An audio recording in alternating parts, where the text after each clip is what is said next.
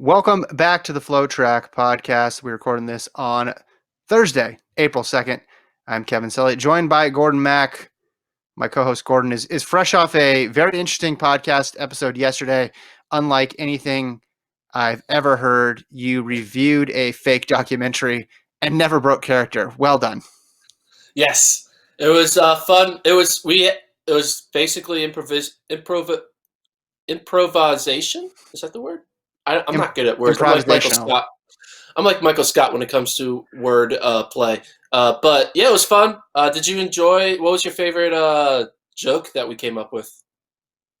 Oh man, there was so many. Talking to started the mayonnaise the swoosh with the mayonnaise. You made a Charizard reference at some point, which came completely out of left field. The Guy Fieri references. Schumacher means shoemaker.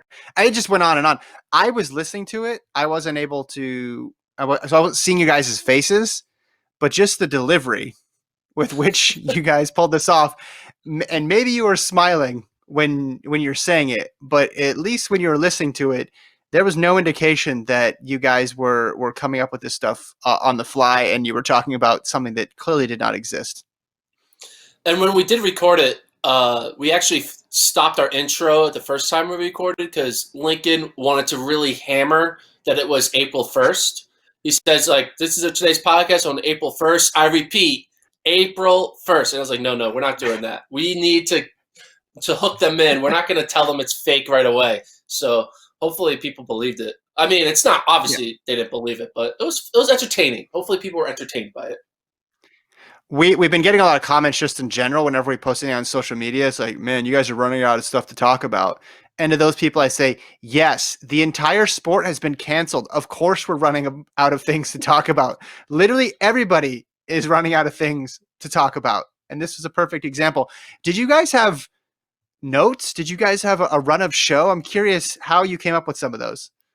No, there was zero notes. It was just like, all right, figure out the next plot point as the other one's talking.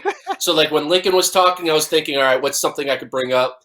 When I was talking, I'm sure Lincoln was thinking the same thing. So I think I helped Lincoln kind of go down weird avenues when I just start like bringing in like, oh yeah, Obama was there. And then Lincoln's like, okay, we got to run with this. It's a ping pong match. All right, let's see what's happening.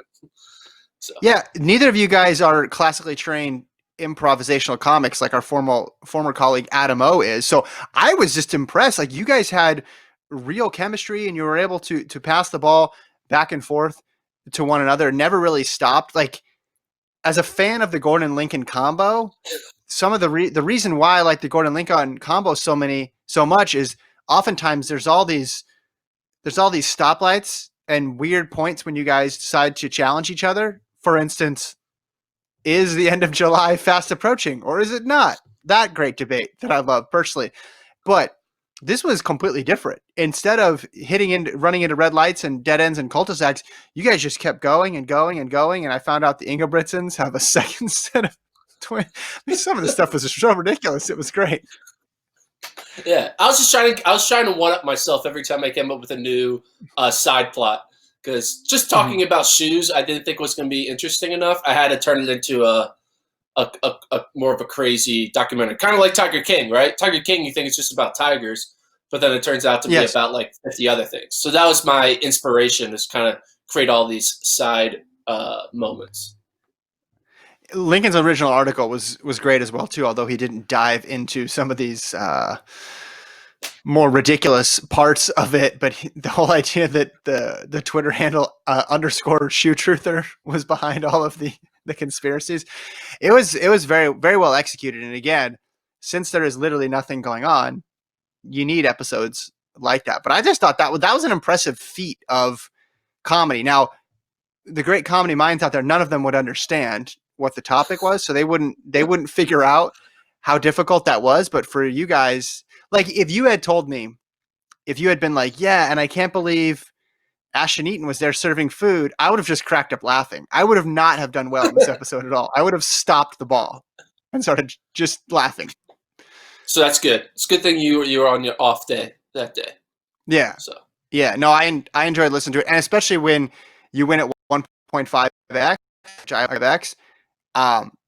you guys seemed even quicker, and it seemed even more realistic because it was just like boom, boom, boom, boom, boom, boom, boom, like each person. And then because when he would say something or when you would say something, how you guys responded was genuine, like, oh, I remember that part in the documentary too.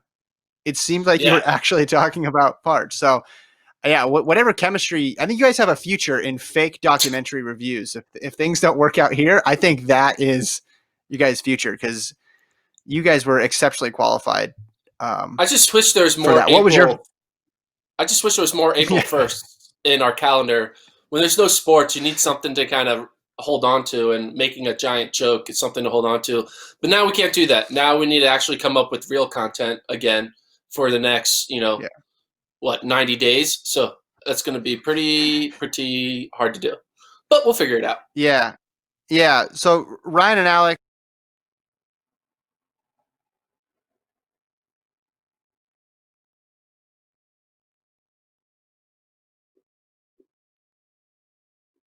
people might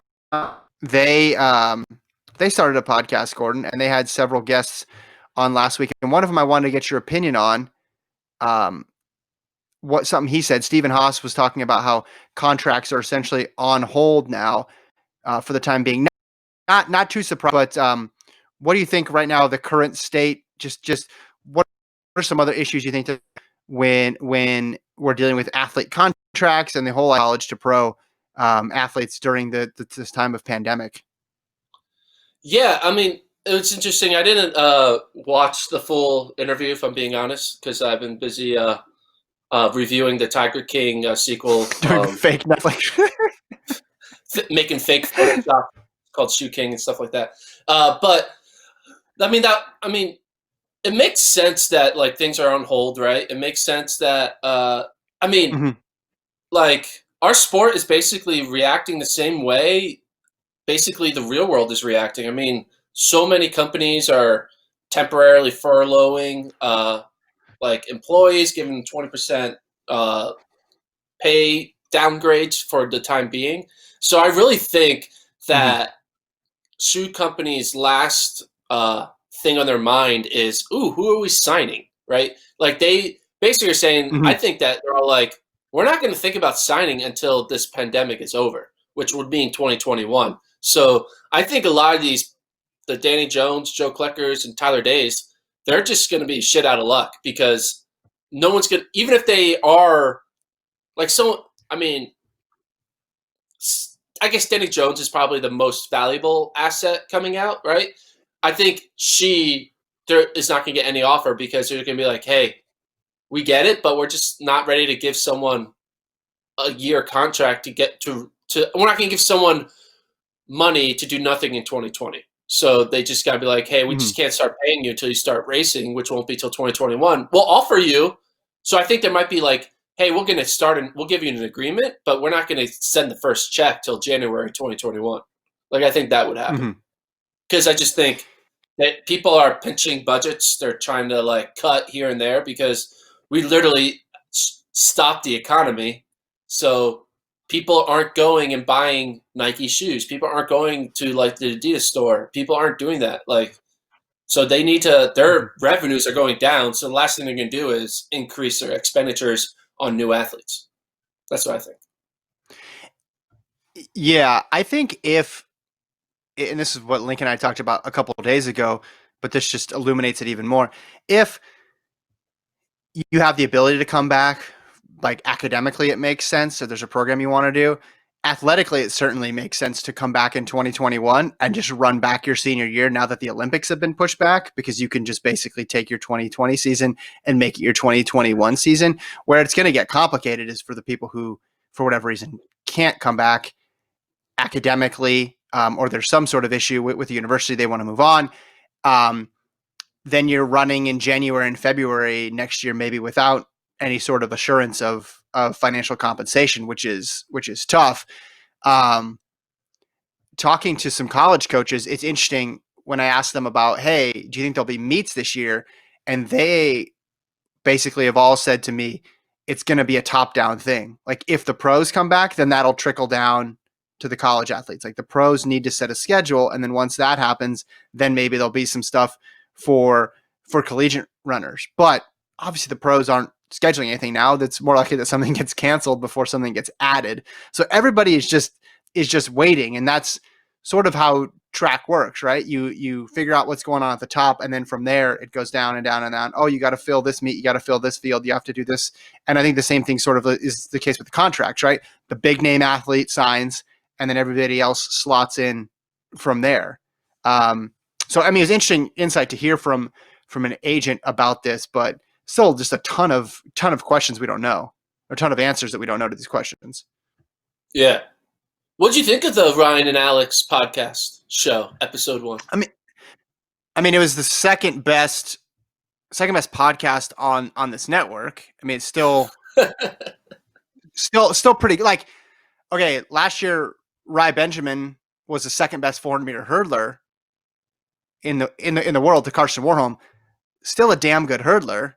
But right now, clearly behind somebody else. They didn't do any fake movie reviews on their show. They didn't have any inspirational quotes behind them. No, it was good. Everybody should listen. They got 3 guests: Justin Knight, Jesse Williams, and Stephen Haas. Jesse Williams was sitting on what looked like a very comfortable couch throughout that interview, very relaxed. Justin gave, and then Haas, you had the perspective of the coach and the athletes. So good. I think Ryan and Alex were both at stand-up desks, even though the shot was from here up. I can't from that, but it looked like they were at stand-up desks. So that brought another dynamic. This is a sit-down show, right? Like our podcast is for people who like to sit down. Yeah. Or run, right? You're supposed to listen to it on the run, right? Sure. Yes. That was our former name. We used to be called On the Run, but now we're called the FloTrack Podcast. Did a whole name rebranding. And we got a new logo too. Yes. Yeah, new logo too. So you mentioned we're short on stuff because everybody's mentioning we're short on stuff. So I asked for questions, and I wanted to throw a couple of them to you from listeners. Are you ready? Hit me. Okay. This first one from Andy's Comics on Twitter. Which event is going to be the most changed in terms of significant players after a year off? Most changed, I would say, would be the 400. I feel like some people come and go in the 400 pretty quickly, especially like the younger people in the 400. Like you saw, like what's his name? The 18 Trevor Stewart was like running 44 low as like a junior in college, and then 1 year later he's like running. He's like the 15th best guy in the NCAA. It's like, how does that happen? How do you go from number 2 in the NCAA to number 15? I just feel like the 400 is such like you got to be in your super prime that if we shift everyone a year later, there's going to be a lot of people who lose their prime. 400 meter runners come and go really quickly. Now, obviously, you have the Michael Normans and Fred Curleys who are just so much better that they're going to be able to – they're not going to lose their prime that quickly. But I do think – that the 400 meter final, whoever makes that 400 meter final is going to be vastly different because of this year. Like there's going to be 4 new people who make it now and 4 people who wouldn't have made it because of the delay. So I'd say the 400. And on the women's side too, I think it's equal. Like I just think 400 is such like a crapshoot. Yeah, I say more so on the men than the women because at the top line of the women, you have 2 women who are so far in front of everybody else. Now, on the U.S. side of things, yeah, I think you're going to get a completely different final at USA's. Man, that completely different is too strong. But you're going to get people in there, you're right, that wouldn't have been there in 2020 that are there in 2021. For the men, Karani James was on the come up last year after recovering from his health issues. Van Niekerk had already run 10.2 this year at altitude. He looked like he was on the rise. Norman and Curley were obviously there. You had Zambrano, who had the surprise medal. Stephen Gardner, the gold medalist. Those were like the top 6 or 7 coming into this year. And it will be interesting to see if that shakes out. I don't think it will, because I think you're 100% right here. I think we're going to have some 19 and 20-year-olds pop up, and we're going to have some of those people on the older end. And in the 400, what, anything over 25, 26 is old, unless you're LaShawn Yeah. Merritt or Michael Johnson, right? You're like old. So that's why I don't think the delay was a good thing for someone like Van Niekerk. I think, he's already won so many titles. He's a veteran by 400 meter standards, and you want to get every single major championship you can when you can. So I think that's a good pick. The 400. I was also thinking of something like the women's 800, just because that event's already so crazy because Semenya's gone and Nian Saba's Yeah. gone that it might allow for that. Ajay Wilson will still go in as the favorite in 2021, I believe. But I mean, domestically or worldwide, do you see that event shifting a lot? Domestically, I feel like it's going to shift dramatically for the 4th, 5th, 6th, 7th, 8th women. Still, like the top Mm-hmm. 4 are like Ajay Wilson, Raven Rogers, what's Sierra Brown, like they're the one, and Hannah Green. They're the Hannah ones who are Green. like Mm-hmm. so much better. But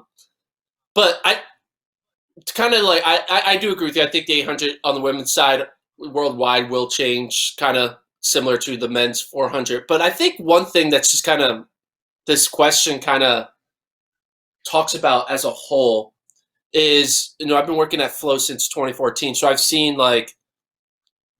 people be like crowned, top 3, win medals, and then the next year it changes. I Mm-hmm. think a lot of times we never want to say that someone isn't going to repeat what they did the year before. Like when, Mm-hmm. like I remember when the Olympics happened in 2016, right? And there was people who made the Olympic team on the U.S. side. If in 2017, like if you say the Olympic trials happened, in the summer, and then in the fall of 2016, you make a prediction of who's going to make the 2020 team. And every time you say someone that made the 2016 team doesn't make the 2020 team, you're considered like dumb. You're like, how can you not count on this person? They literally just made an Olympic team, and you think they're not going to make it next time. And like, Mm-hmm. no one ever wants to predict change, because predicting change means that you are making a bet on like a different outcome, and no one wants to believe that different outcomes are possible until they actually happen. Like everyone Mm-hmm. always just believes that the last year's order should be this year's order, and so I do think that user is saying like, what do you think the change is going to be with this whole delay? I do think that there was already going to be change from 2019 to 2020. I think that change doubles when we go from 2019 to 2021, similar to like an off-year change, right? Like the 2017 teams versus the 2019 teams are vastly different compared to a 2016 to 2017 team. So yeah, it's just like talking about the idea that like, every time I think like, all right, you're done, it's like kind of considered like, how dare you, right? No one ever wants to admit that their time is over, that that their window's closed, 4 You know years what I'm is a trying to long say? time. Yeah. Yeah. Yes, 4 years is a long time. It's not like, okay, you're saying the Olympic champion, are they going to win the world championship the next year, right? You're saying 4 years later, are they going to be able to make the team? And it's easier to bet on the known quantity than yet the unknown quantity, right? Because you don't know who the unknown quantity is. So if you're saying, hey, it's going to be Ajay Wilson or it's going to be the field for 2024 or 2028, I'm almost inclined to be like, well, I know Ajay Wilson, so let's just keep rolling with Ajay Wilson. She'll keep Yeah. doing it until she's 40 years old, because you don't know, who among us is going to, like, if you had to pick a specific person, I should say, from the field. If you're just picking the field, that's fine. But if you're picking a specific person, you're not going to double down on someone you don't really know that much about, or really is not to that level yet, even though odds are somebody's going to come and somebody's going to pan out and get to that point, is what I'm trying to say. Do you want to go through real quick, like event by event, and we'll see, and we'll try to figure out other ones that are changing? Yeah. So Yeah. I just want to kind of talk about the whole thing. All right. So in 2016 of August, I made 2020 Team USA projections. Oh, here we go. This is good. This could be a whole podcast. Should I go through? We could probably say this for Let's another do it. time. Let's do but this. I just want to talk. Should we do it about right now? Yeah, let's do it. All right. So this was my 2020 marathon team: Molly Huddle, Kim, Neely Stacy. Okay, so you didn't do very well on that one. I mean, the Molly Huddle was a good prediction, but she just had a bad day. Kim Conley, I thought that she would develop into a marathoner, and Neely, I thought would be like Neely was my equivalent of the Des, or like it's kind of the equivalent of like a Molly Seidel, the new name, right? This was the men's: okay. Galen Rupp, Shadrach Kipchircher, Ben True. So I get a pass on Shaddy because he never did it, right?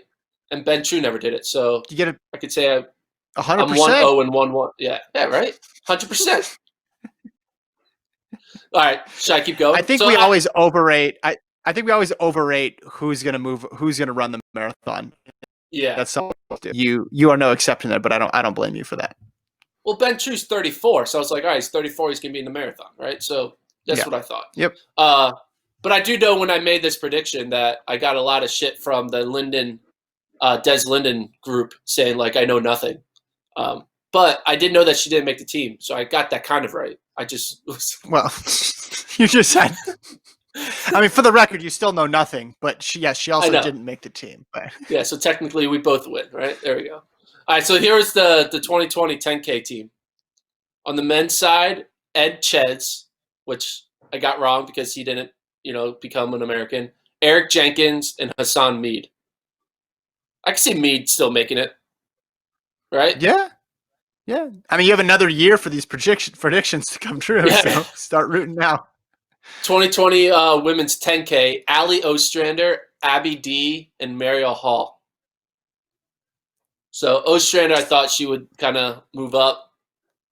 No, but she might Abby still. D's hurt.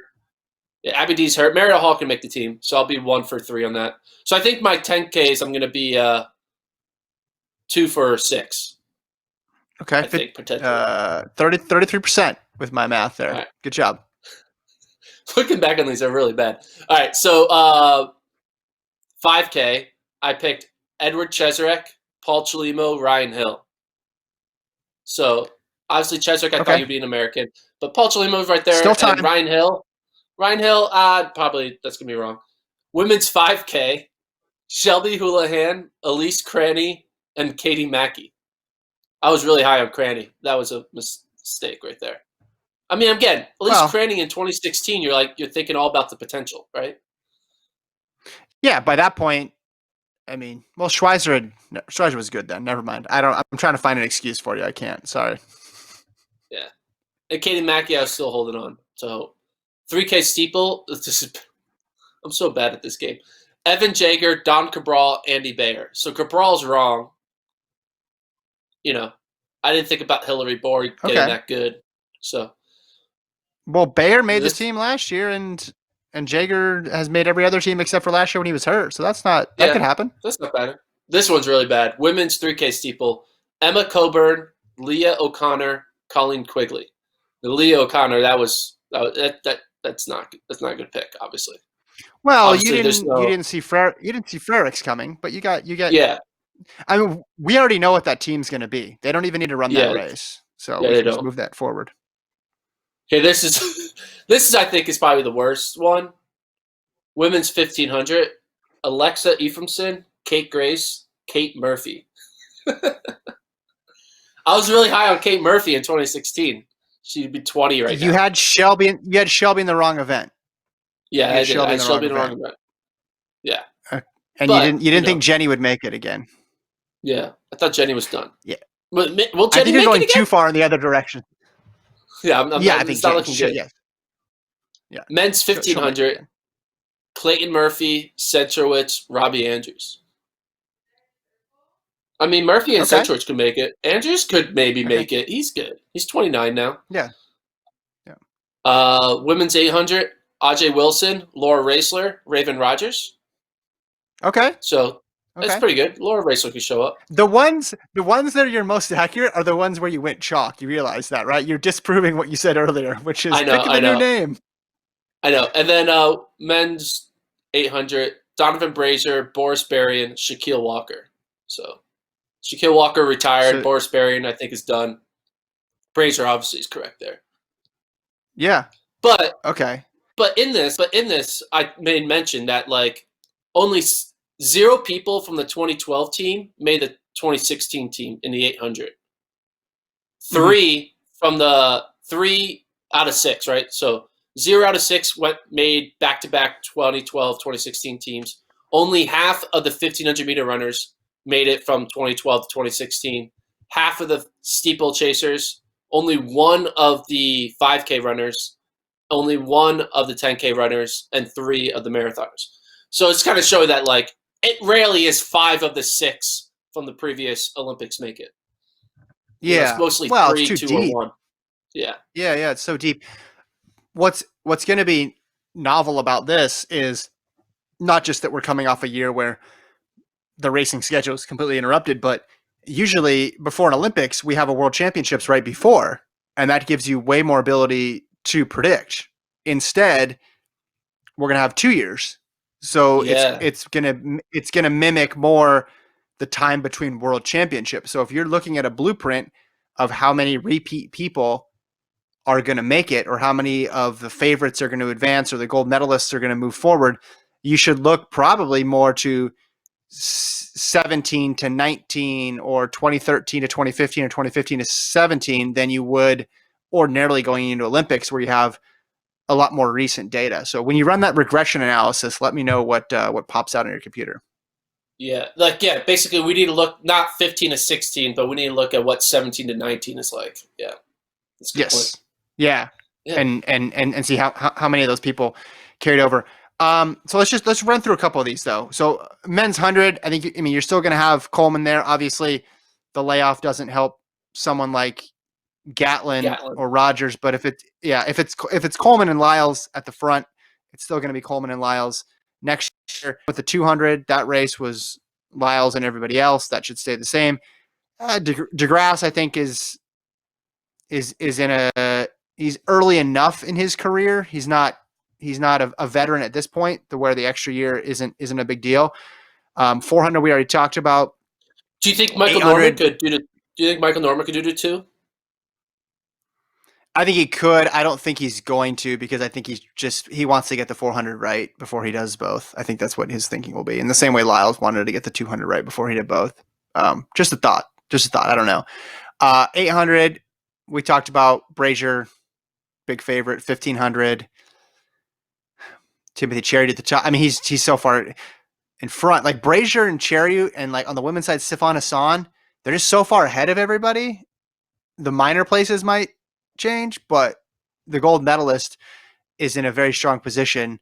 Same thing, things like the women's steeple. Women's 100 might be interesting to watch. Shelly Fraser Price, she had arguably her best year last year, well into her into the latter stages of her career. That extra year won't help because she was on a roll, and obviously, how old is Fraser Price? 32, 33? I'm not sure. Over 30. Yeah. So, and that event in the U.S. is kind of weird too, because you had Tiana Daniels, Akinison, and English Gardner make the team. Gardner got hurt; she gets an extra year. That event in the United States is really wonky. Same thing with the 200 in the United States. So I think you're going to see a lot of. To go back to the original question, I think you might see a lot of turnover in the women's 100 and 200, in addition to those 400s as well. Yeah, I agree. Do you think that how do you think Allison Felix is going to do? I think right now, if I had to say, I think she will make the relay. It's like she'll be in the top 6 again. She'll be in the top 6 again. I don't think she'll be in the top 3. I would put her 4, 5, or 6 right now. Well, she only needs to be It's top hard to 8 put. to make the relay pool. So, because there's Yeah, the I meant co-ed pool. I meant the real. I know she's a mixed relay gold medalist, but I'm talking about the original 6 relay pool. I mean, she was 6 last year in the final, and it was her first race of the year. So I can't put her any lower than that. I know it's another year later, and I know there'll be somebody who pops up, but she's gonna she's gonna be better than she was in 2019. I Yeah, think just that's true. because it's really hard to debut at USA's and still make the final, let Would you alone get say six. So Felix is the one person where like the risk reward or cost benefit analysis or whatever of like obviously the age is a negative towards her for it's harder to be good at a higher at an mhm. older age, but the extra year post birth is helping her, right? Of training, like so it's like, hey, like sacrificing being older during this Olympics helps is a negative, but being 2 years removed from birth is positive, or 3 years, I guess, removed from birth. So like she I has more time to get yeah, fit. I forgot. I totally forgot that USA's was her debut until I went and looked it up earlier in the week. And yeah, it was late in 2018 when she gave birth and was still recovering. Yeah, like I think what she was in 2019, she would have been way in front of that in 2020. And yeah, I agree. Because I think originally, I know she talked about Tokyo being her last Olympics, but I bet she was planning on going through 2021 just because the home world championships, that seemed like a good place to like end your career um, in Eugene. That seemed to make sense. So I think she was already planning on going through 2021. If I had to just, this is me just guessing. I mean, maybe one day she'll actually say what her plans were and we'll know for sure. But so I don't think long term the plan shifted that much. And yeah, the extra time I think will help her there. Let's do one more question, Hit me. or we could go dive more into your predictions. So No, my predictions were really wrong. But what's not wrong? I I don't, mean, I'm always wrong, so it's fine. yeah, yeah. You getting dunked on is what really gives us life. It gives us hope. It gives us spirit. Julian wants to know, just as because of the delay in the season this year, do you think next year, 2021 indoor will be the best season ever in terms of star power? Maybe because a lot of times athletes kind of um, skip indoors because they're focusing on the Olympics. But maybe now a lot of them don't skip because they're itching to race and they're Mm-hmm. itching to get tune-ups because they're running out of opportunities, and maybe they just like look at the 2021 World Championships as just like in a different lens that they would have any other year because they have Mm-hmm. such a long break. So it could be better. I also do think that like there might still be a little bit of like I'm not going to China in people's back of their mind, so they still might skip it because it's in China, and this whole reason we're in this pandemic was because of a virus that started somewhere in China. So that might be in people's mind. But I do think there will be a percentage of people who typically would have skipped that championships, but will now run it because of this such a long delay. So I do agree. I think it will be better. It could be the best. They also could say they could run a bunch indoors and then decide they don't want to go to Nanjing just because, oh, that's a really long travel situation. It's a really short meet, and then I'll end up just flying back. And I always thought this year the attendance of that would be low because what the Olympic trials were less than 3 months later, right? Like almost 2.5 months later, I guess. Well, about three. And that they wouldn't want to disrupt their training like that. So I think Julian's right here. I think this is this will be, especially those. I don't think we're going to see pure sprinters like other than Christian Coleman, who just owns the 60. I mean, Lyles is probably going to keep it low key because he doesn't really run a lot of indoors. But It those would be cool if we got. 850. It would be cool if we got Norman to do it, right? Like Norman and Curly to run the 400. Yeah, I don't. I mean, people don't like indoor 400, so that would be amazing if we did. That would go and just further Julian's point even more. I think though in the mid distance and distance, and then the high hurdles, and then the real short sprinters, I think yeah, people are just going to be wanting to race, right? They're going to be itching to get out there. I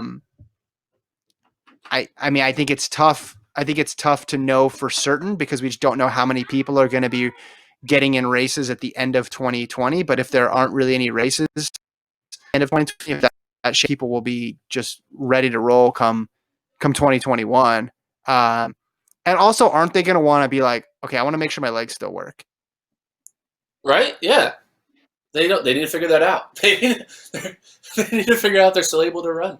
Right? Yeah. It's such a Well, weird time, man. We're in little times. and probably sponsorship reasons too. Get some races in there, right? Run some fast marks. They're gonna, I mean, whatever the situation is with the standards and all that stuff, right? They're gonna try, those mid distance runners and longer distance runners are gonna try to knock those out. I mean, the long distance stuff's not really doable when it comes to indoors, but you know, the milers, we saw some milers get standards this indoor season. BU is going to be crowded, is what I'm saying. BU is going to be very, very crowded. BU is always crowded. Gotta love it. Can't wait to watch BU 2021 edition. See what Schumacher shows up and does. So, yeah. All right. House of Run. Wrong podcast. FloTrack podcast at gmail.com. What are you doing, man? Are you trying to pitch your other podcast, your side project? What's going on here? You guys were doing a fake documentary review. It kind of threw me off. All right. Yeah, that's true. How is your podcast? How is your podcasting career going right now? How many podcasts do you do right now on a weekly basis? 3. Yeah, it's too many. It's podcasts are great. Well, in a normal world where you're out and about and interacting with other people, it's kind of cool to do a podcast because it's very focused, especially if you're doing it with someone not in person. Like you and I in Lincoln, we do it in person before this, right? But the other ones I would do remote. Now that everything's remote, it's just one more thing to do remote, and I'm tired of hopping on remote calls with people, and I want to see people in real life. So we got one more question though before we go. All right, hit me.